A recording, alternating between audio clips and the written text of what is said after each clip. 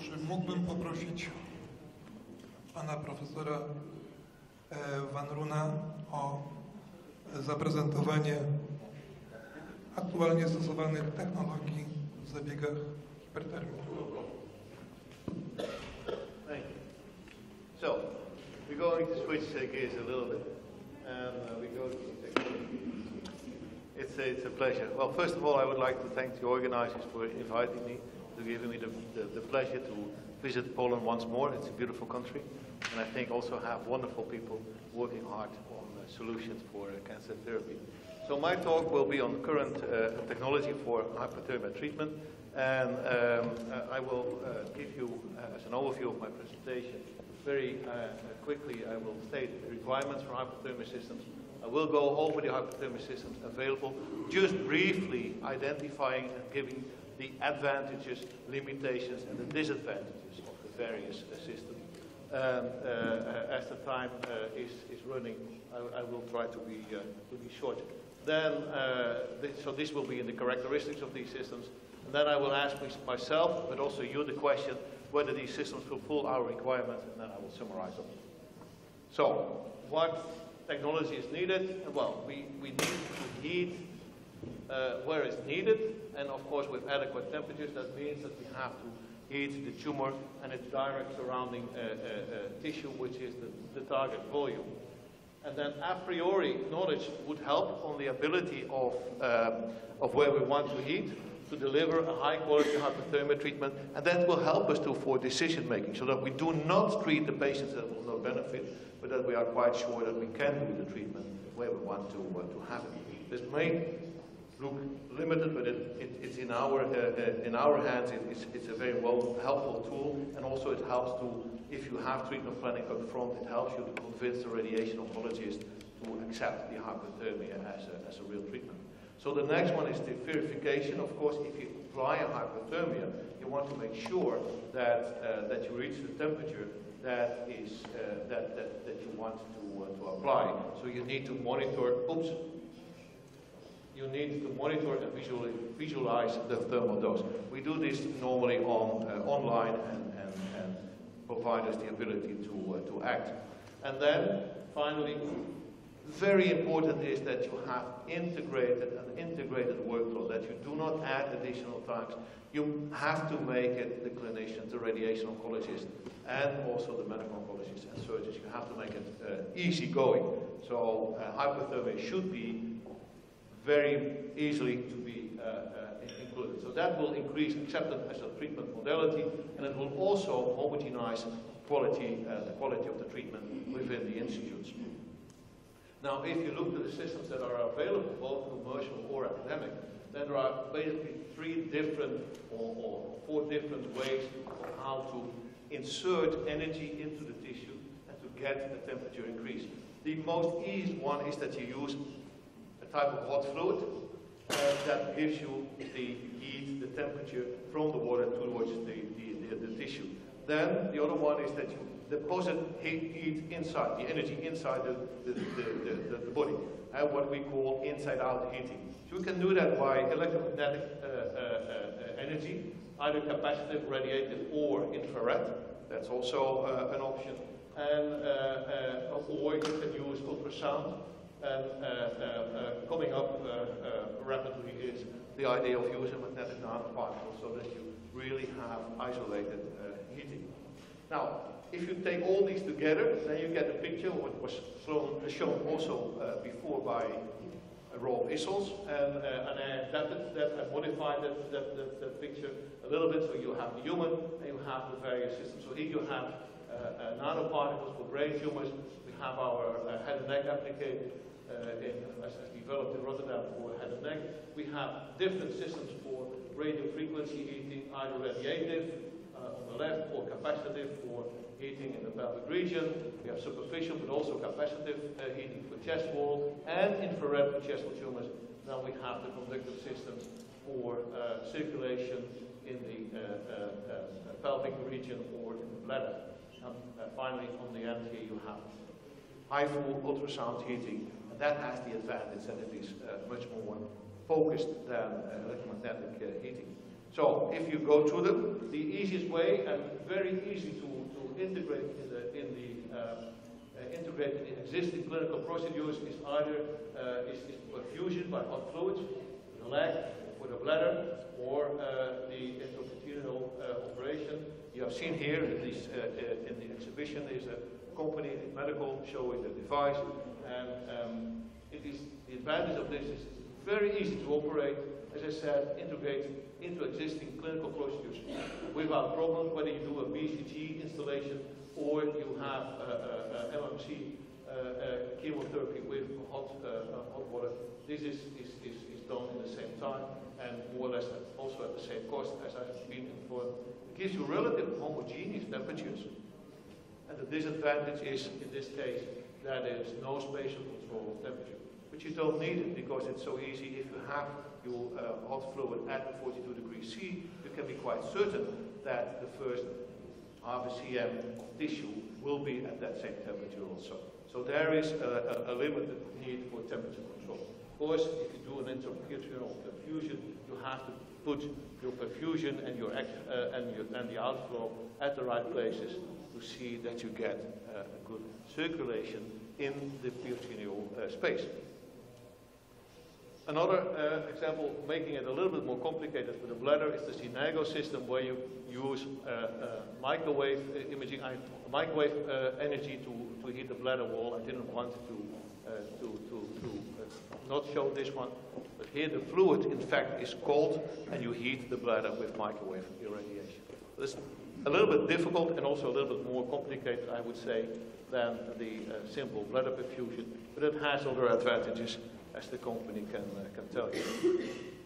Now the next system for deep heating, because we now switch to energy deposition at depth, is hyperthermia of electromagnetic energy and capacitive systems. So the characteristics of these systems. Normally it is very easy to operate. They are relatively low cost because they are limited complexity of the equipment. You can use the same device for superficial as deep heating. But the disadvantage is that there is a high heating of fatty tissue. The fat thickness normally should be less than 2 cm in order not to have problems with heating at depth. There's a single power control. You can only increase the power or you can reduce the power. So it gives you no spatial control of your energy distribution. There is no energy focus at your target area. You are dependent upon the tissue anatomy. So this is the way just to show you that you can, if you have equal electrodes and large electrodes, or one large at the back, you can have deep heating. And if you have a smaller, you can pull the current upwards to the surface, and you can have superficial hyperthermia. A system of this is in the back by Celsius demonstrated. Celsius 42 to be precise. The other thing is the hyperthermia of electromagnetic energy using deep radiative hyperthermia systems.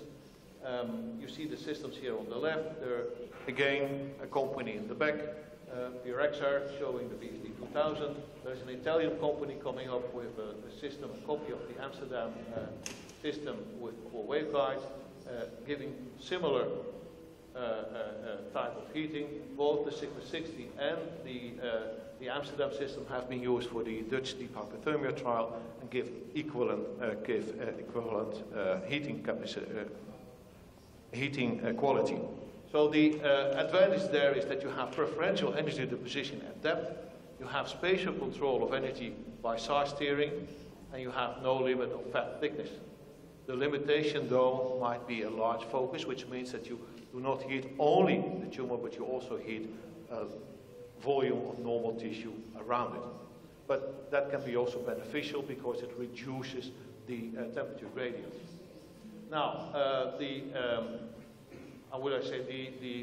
next step of the BSD 2000 system is once you have it incorporated, the BSD 2000 incorporated with the MR, as we have in Rotterdam, but is also recently installed in Munich and in other institutes, is that you still have the advantage of the preferential heating energy deposition at depth. You have the spatial control in 3 dimensions, no limit of fat thickness, but now you also have non-invasive MR thermometry. And that is, you can see here, this is a phantom. You can see nicely by the MR that you can get a very nice, well, hotspot at depth. The limitation is, again, as before, the large focus, and if your patient is in the bore of the MR, it's more difficult to have a good contact with the patient, so you can not observe how they withstand the heat treatment. But you can learn that, and you can train your staff on working with that. The disadvantage, of course, is that the MR adds an additional amount of money to the system, but it brings something in return. Now, how do these look? This SAR steering, you see it here from an example from steering from the right to the left of the patient, and you can see that by changing the phase and amplitude of the system, of the antennas that you have here, the 8 antennas, you can achieve this steering. And of course, you can do that also from bottom upwards, and in the real clinical situation, you use treatment modeling to find the perfect settings of your amplitude and phase for optimal heating in the target. If you go to the, from the BSD 2000 with the Sigma 60, you go to the BSD 2000 3D, you have not only 8 antennas in one row, but you also have 8 antennas in 3 separate rows, and that gives you real 3-dimensional steering as shown here. This is the central setting. Now we're steering more towards the head, and this is the most extensive setting, steering to the head. And in this way, you can achieve not only left, right, and top, bottom, but also in the longitudinal direction energy steering. And this you can use to optimize the treatment in the patient to get the highest temperatures that you want. Now, I briefly identified the problem of fat heating. So if you have the electrical field orientation, if you have a capacitive system, and you have the belly and the back here, you have the fat, the current going through the fat tissue, and with the radiative system you don't have it. The disadvantage of the radiative system is that you need to control all 8 signals. They have to be coherent in order to get these interference, but you don't have the fat heating as you have with capacitive heating. So in this case, you have about 13 times higher fat heating compared to the muscle heating than in this situation. But you have to be honest, if you look to all systems, then this solves the problem at the belly and the back side of the patient. But on other places, you still have contrast between low permittivity tissue and high permittivity tissue like muscles. So at the bone, at the perineum, you can see here also there is fatty tissue. So there's always a situation where you have the electrical field parallel to your fat muscle layer compared to the perpendicular situation. So you may have your electrical field here parallel to your muscle tissue layer, but over here it is perpendicular. So over here you have the capacitive type of heating, and over here you have the radiative type of heating if you use this system. So there are limitations to all solutions. You have to be aware what you're doing. If you put this in a model where you compare the various systems, this is work done by Freya and Cavaniero of the Sapienza University in Rome, and presented at the last ESHO meeting. Then you can see here the heating pattern of the radiative dipoles with here a fat phantom, or a phantom with a fat layer and muscle tissue layer. This is the ALWA4 radiative waveguide systems. You see a small difference, and this is the capacitive system for a certain device. And you see that you have clearly illustrated here the fat heating and not in these systems, and you have a small focus. So that is what you have to control. So what brings the ability to control is also the importance that you know how to adapt the system. Otherwise, you cannot work with it. For superficial hyperthermia, there are different systems. Commercial systems are available in different ways. And I said also with the capacitive hyperthermia systems, you can do superficial hyperthermia. This is the BSD 5000. This is the ALWA system. And then in Rotterdam we have our own home-built system, and in parts, but still available now at Jefferson Hospital in Philadelphia, the system of Paul Stauffer for multiple flexible applicators. So the difference now here is that you have multiple element applicators. Here it's 6, here it's 2, here it's 25, and this is 8 or 24, and you have the ability to adapt the energy pattern to the area that you need to heat. So it gives you flexibility, it gives you spatial control, and in this way you can adapt the heating field towards what you need with your patient. Now, a system which is very easy to adapt is the infrared system. You can see it here. You have two lamps, and you have water-filtered infrared A, and this is a very easy-to-use system. It heats superficially. It is flexible. You can easily adapt the field, the spatial control by or the spatial control of energy position by temporal shielding of the areas that you do not want to heat. You can heat large treatment fields. It's low cost. It's easy to operate, and very important also, there's no direct contact with the device to the patient, so there's no pain or pressure. As I said, easy field shaping. There is a disadvantage. The disadvantage is the limited penetration of depth, energy depth. So your tumor depth should be in the range of 1 cm, and you have, still here, you have a single power control. But as I said, you can manipulate, or you can adapt the energy distribution by adding shielding and by creating the patient-specific absorption. The only thing is here, you have to be sure, but that applies for all systems, that the patient you select for this method should not have a depth of the tumor extending more than, I would say, 1 centimeter. Now, the other systems available is the ultrasound system, and it's called the MR-guided HIFU system. For long, it has been built by Philips. It's now bought by Prof Medical. But also synergistic. There is also GE has a similar device, and with this you use ultrasound to heat tumors in depth. The advantage of ultrasound is that it has a much better depth deposition than electromagnetic fields. It also has a shorter wavelength, so also a nicer focus. This means that you can better concentrate your energy to the tumor. The disadvantage of a small focus is, however, to heat a large volume. This means that you have to use scanning, and that you need a rapid scanning in order to heat large volumes. Now that is the disadvantage, that the tumor volume size is limited, and another disadvantage of this system is the bone and air limits the access to the different areas. If you look to a human body, there's always a lot of bone and air involved in the area that you want to heat. So you have to be very careful in selecting what side it is. So I said the advantages are sharp focus. As it is MR-guided, you have non-invasive temperature monitoring. It's a homogeneous temperature distribution you can achieve. It's a high resolution of spatial control of your energy disposition, and a very good penetration. And as with the others here, where you have an MR involved, cost is another disadvantage. Now, it has recently, in the past, it has always been used for thermal ablation, and now it has recently been used also for a mild hyperthermia in pigs, targeting muscle near the rectal wall, which is shown here at the top.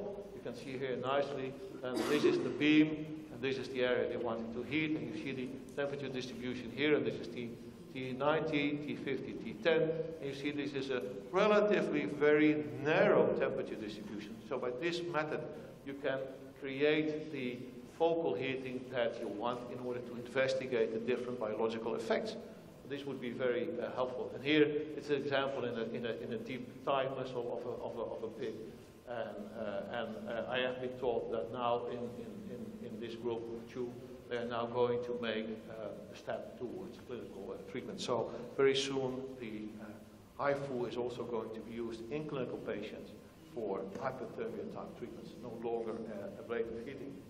Then the next step is where you can have is to magnetic nanoparticles, and this brings you the opportunity that you can deposit the nanoparticles directly into the tumor. You use the magnetic field, and you can have a very localized heating pattern, and only limited to the target area that you want to heat. Currently, there's a trial going on in Germany with 4 of these devices supported by MagForce, and we have to wait till the results are there. Well, the principle of magnetic nanoparticles is very nice. Right? So you use the magnetic characteristics of the nanoparticles to heat locally. The difficulty is, however, how do I get the nanoparticles in the tumor?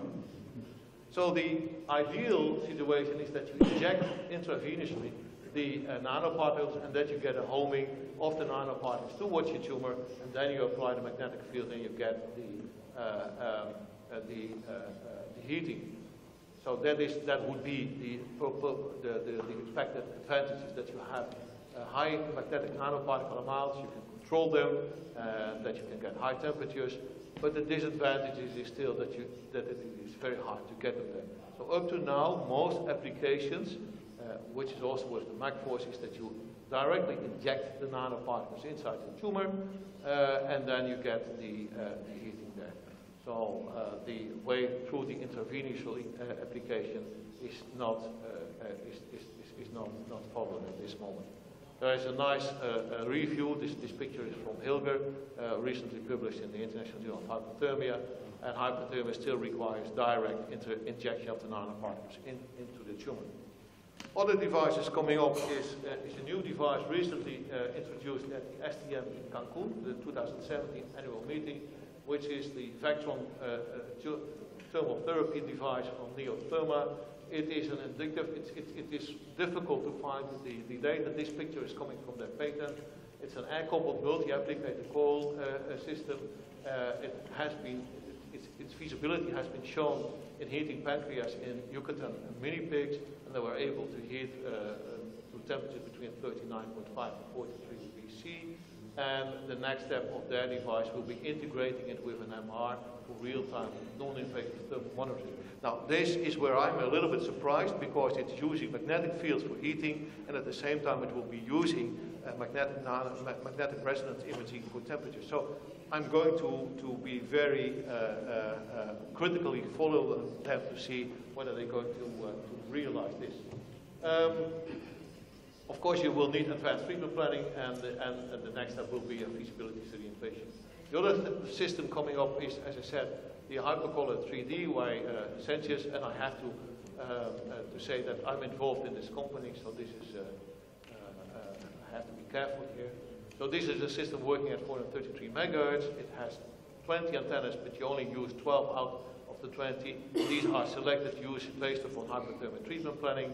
There will be online visualization of the applied energy distribution to the patient, and we have currently used this system in 70 patients and have good results with it. But it is still an ongoing activity.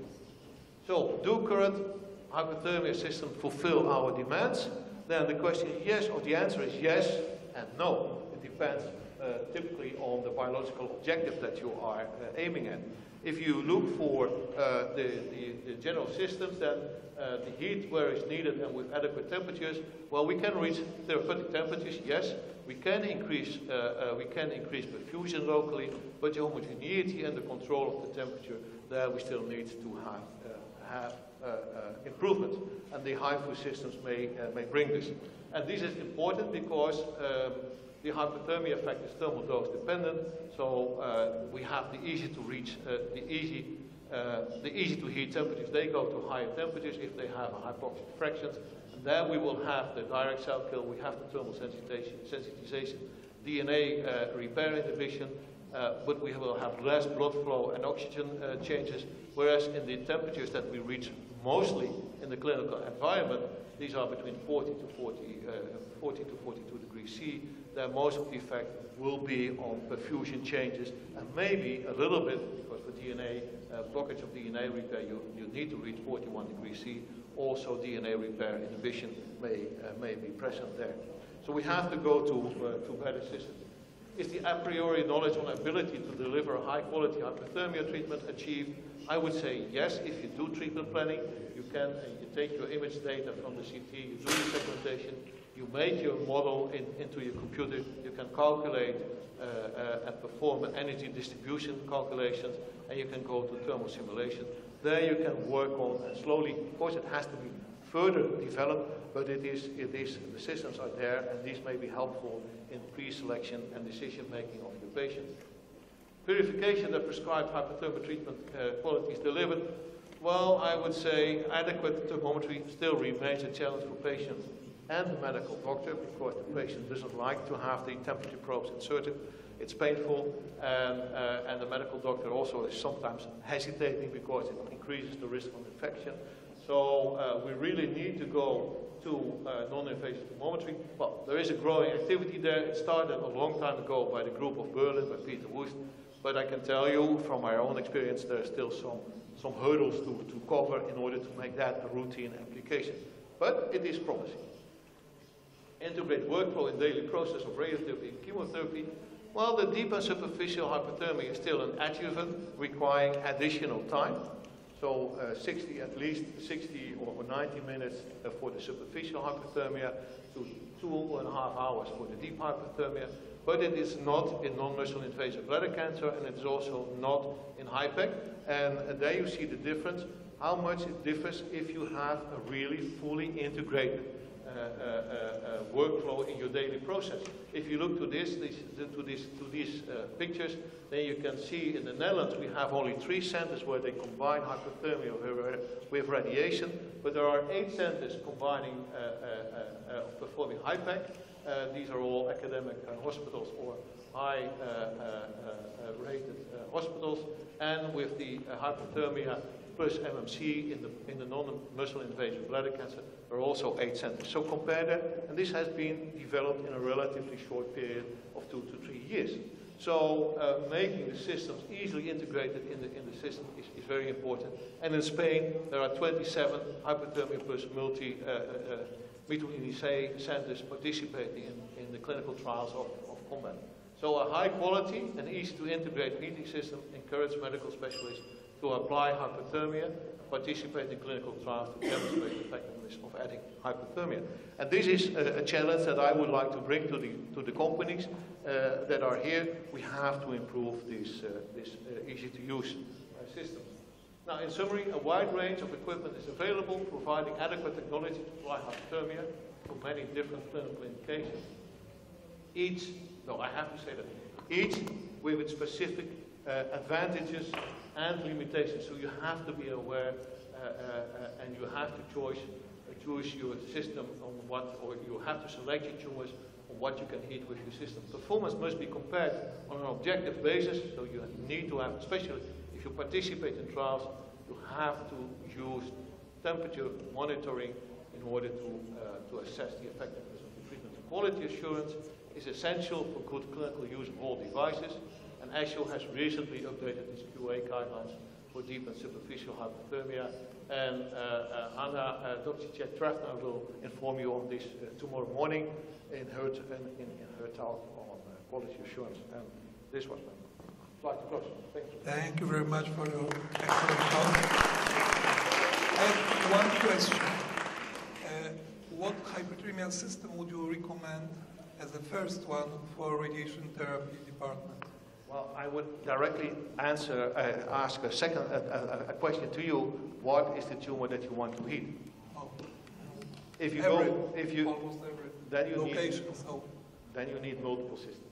Still, if you want to go for a pelvic system, my objective is always I want to have flexibility, like with radiation, and that's maybe my disadvantage because I'm housed in a radiation oncology department. I want flexibility. I want dose control.